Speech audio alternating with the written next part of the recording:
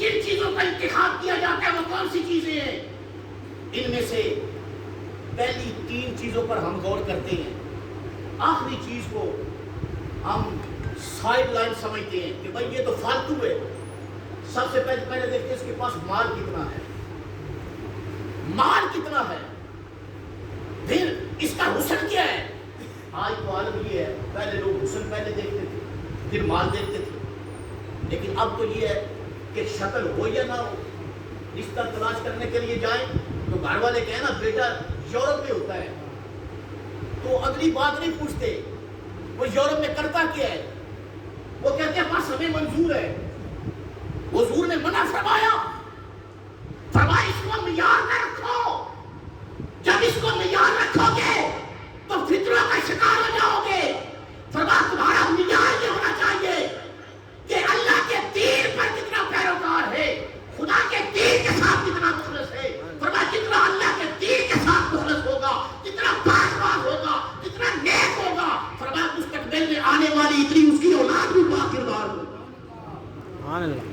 اگر معاشرے کے اندر اولادیں نیک چاہتی ہیں، آج بچہ باہر ہے، باہر کیا کرتا ہے؟ شراب پیتا ہے، شراب بیچتا ہے، شراب کی دکان ہے، خرید و فروخت کرتا ہے، پڑھا ہوا ہے، ان پڑھ ہے، جاہل ہے، کیا ہے، نماز پڑھتا ہے، نہیں پڑھتا، اس سے کوئی سروکار نہیں ہے۔ اور بیٹا باہر ہوتا ہے، اسی وقت رشتہ ہو جاتا ہے، اور بیٹا دیندار ہے، بیٹا دیندار ہے، نماز پڑھتا ہے، 5 وقت مسجد کے اندر نماز پڑھتا ہے، اپنی مزدوری کرتا ہے، حلال کماتا ہے، تو پھر اگلے سوال شروع ہو جاتے ہیں کتنی کمائی کرتا ہے، کتنی کمائی کرتا ہے، اس کا بینک اکاؤنٹ جو ہے اس کے اندر کتنی دولت ہے، یہ چیزیں پوچھی جاتی ہیں۔ لوگوں اللہ کے رسول صلی اللہ علیہ وسلم نے فرمایا اگر معاشرے کو باکردار مائیں ملیں گی تو اولاد بھی باکردار ہوگی۔ آج دیکھو نا ڈاکٹر تبسم صاحب نے اپنی والدہ کے لیے آج ختم شریف کا اہتمام کیا جمعے کے دن۔ جمعے کے دن کیوں؟ کہتے ہیں سارے بندے وضو کر کے آئیں گے، جمعہ پڑھنے کے لیے آئیں گے، جمعے والا دن ہوگا، جمعے کی حالت میں ہوں گے، اللہ کا ذکر ہوگا، دعا میری والدہ کے لیے مانگیں گے تو اللہ قبول فرما لے۔ ماں کی تربیت، باپ کی تربیت کا اثر ہوتا ہے کہ ماں باپ قبر کے اندر چلے جائیں تو بیٹوں کے کردار کا ثواب ان کو قبر کے اندر پہنچتا رہتا ہے۔ حضرات گرامی، اور یہ ایسا دیکھیں حضرت عمر فاروق رضی اللہ تعالیٰ عنہ، آپ حضور کے وہ خلیفہ ہیں، راتوں کو جاگ کر لوگوں کی خبر گیری کیا کرتے۔ جب خلیفہ بنے تو رات کو سویا نہیں کرتے تھے، رات کو جاگا کرتے تھے۔ اور کیوں جاگا کرتے تھے؟ لوگوں کی خبر گیری کے لیے، لوگوں کے معاملات اور مسائل دیکھنے کے لیے راتوں کو اپنا بھیس بدل کر یہ گلیوں کے اندر لوگ سوتے تھے، یہ ان کے مال کا پہرا دیا کرتے تھے۔ وہ کیسا وقت تھا جب حکمران خود پہرے دار تھے۔ آج حکمران جنہوں نے پہرا دینا ہے، لوٹ مار ان کے ذمہ ہے۔ آج فلاں حکمران ہے وہ لوٹ کے لے گیا، فلاں آیا وہ لوٹ کے لے گیا، فلاں آیا وہ لوٹ کے لے گیا۔ بھائی حکمرانوں کا کردار لوٹنا، جو خود لٹیرا ہو، جو خود لوٹنے والا ہو، وہ دوسروں کی عزتوں کی حفاظت، دوسروں کے مال کی حفاظت کیسے کرے گا؟ ہمارے حکمران خود لٹیرے ہیں، خود لوٹنے والے ہیں۔ اللہ کی قسم، فاروق اعظم رسول اللہ کے خلیفہ وہ امیر المومنین ہے۔ رات کو لوگ سوتے تھے، امیر المومنین جاگا کرتے تھے۔ گلی کے اندر جا رہے ہیں، اندر سے آواز آ رہی ہے، رک گئے۔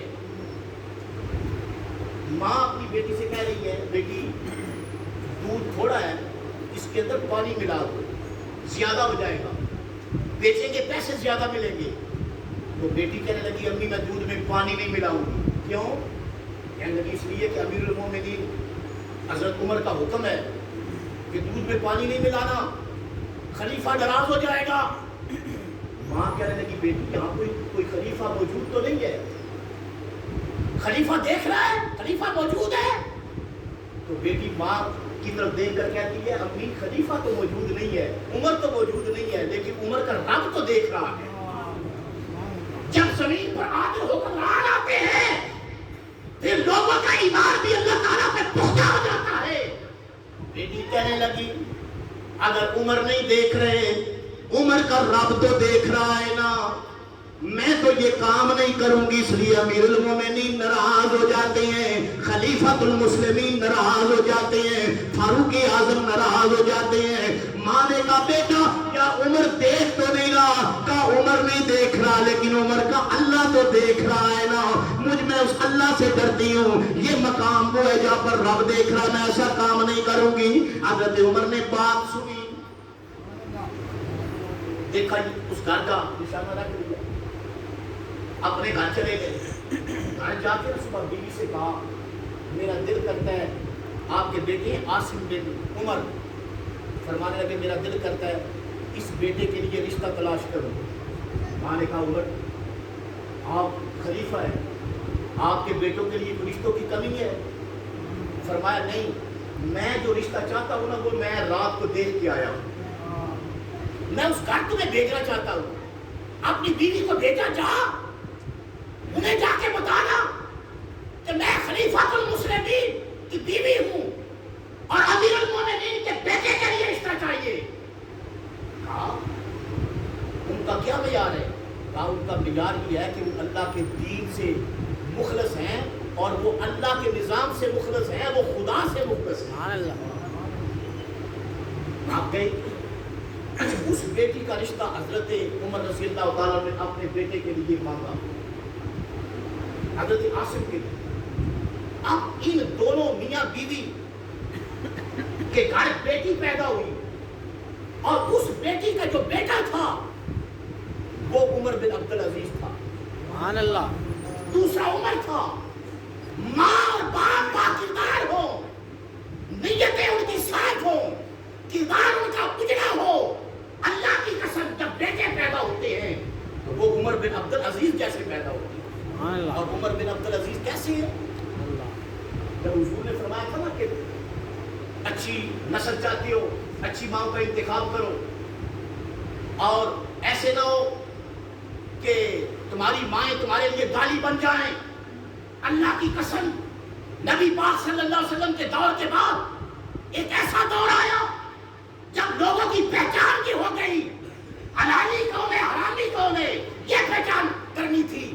تو لوگوں کے پاس ایک ہی معیار تھا کہ مصطفیٰ کی آل سے پیار کون کرتا ہے اور مصطفیٰ کی آل سے بغاوت کون کرتا ہے. سبحان اللہ. تو پھر کیا تھا؟ فرمایا اب حضور کا فرمان سامنے آ گیا، اب ماؤں کا کردار دیکھو. جس کی ماں پاک ہوگی وہ با کردار ہوگا، وہ آل رسول کو گالی نہیں دے گا، وہ آل رسول پر تبرہ نہیں کرے گا. 80 سال خلافت راستہ کے بعد رسول اللہ کی آل پر تبرہ کیا گیا. اللہ کی قسم اس دور کے اندر جو نئے تبرہ کرتے تھے ان کی ماں کا کردار بھی پاک ہے. 7ویں صحابی ہے، ان کا نام حضرت عمار ابن یاسر ہے. حضرت عمار ابن یاسر کو نبی پاک صلی اللہ علیہ وسلم، باپ کا نام یاسر ہے، اپنا نام عمار ہے، لیکن حضور صلی اللہ علیہ وسلم جب بھی انہیں بلاتے نا تو یا ابن سمیہ ان کی والدہ کا نام زیادہ لیتے، ان کی والدہ کا نام لیتے. تو کیوں نام لیتے؟ اسلام کی پہلی جو شہید خاتون ہے نا وہ حضرت عمار بن یاسر کی والدہ ہے. سبحان اللہ.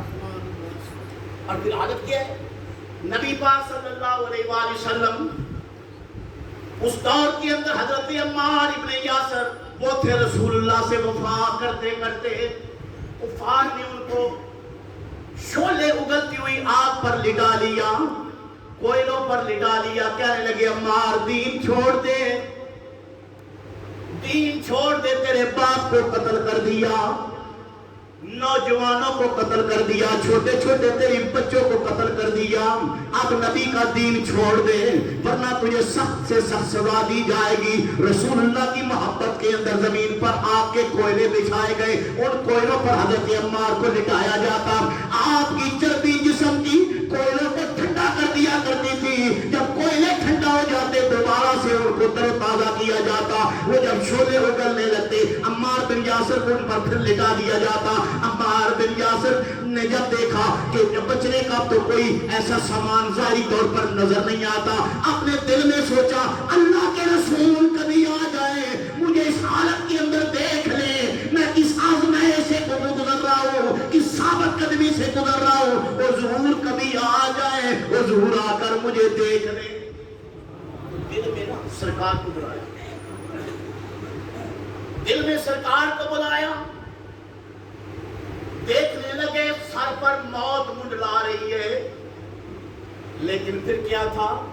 جذبات تھے، عشق تھا، محبت تھی، پیار تھا، اور زبان حال سے کہہ رہے تھے اے قضا ہور تھوڑے جیسا لین دے، اے قضا ہور تھوڑے جیسا لین دے، جیدی زندگی اونوں تے آ لین دے، اے قضا ہور تھوڑے۔ یہ نہیں کہہ رہے تھے جان بچ جائے، کوئی ایسا ان کے ساتھ کوئی ایسی بات چیت ہو جائے میری جان بچ جائے، جان بچنے کے لیے تو دعا ہی نہیں تھی، بلکہ اپنی قضا کو یہ کہتے تھے ذرا رک جا، اگر فیصلہ تقدیر کا ہو چکا ہے رک جا، میرے آقا کو آ لینے دے، سرکار آ جائے، دیکھیں اس کا غلام وہ کتنی استقامت کے ساتھ ان کوئلوں کے اوپر لیٹا ہوا ہے، میرے امتحان کو دے کر حضور خوش ہو جائے۔ اے قضا ہور تھوڑے جیسا لین دے، جت زندگی اونوں تے آ لین دے، اے قضا ہور تھوڑے جیسا لین دے، اے قضا ہور تھوڑے جیسا لین دے، جت زندگی اونوں تے آ لین دے، اے قضا ہور تھوڑے جیسا لین دے، جت زندگی اونوں تے آ لین دے، تیرے کم تو نہ تینوں میں ٹوکاں گا میں، تو جم جم کے آوی نہ روکاں گا میں، اے قضا ہور تھوڑے جیسا لین دے، جیدی زندگی یہ اونوں تے آ لین دے۔ مومن اس انتظار میں ہوتا ہے کہ زندگی کی پرواہ نہیں ہوتی، لیکن پرواہ ایک ہی ہوتی ہے میں دنیا سے جاؤں تو میرا آقا مجھ پر راضی ہو۔ حضور پھر آ گئے، حضور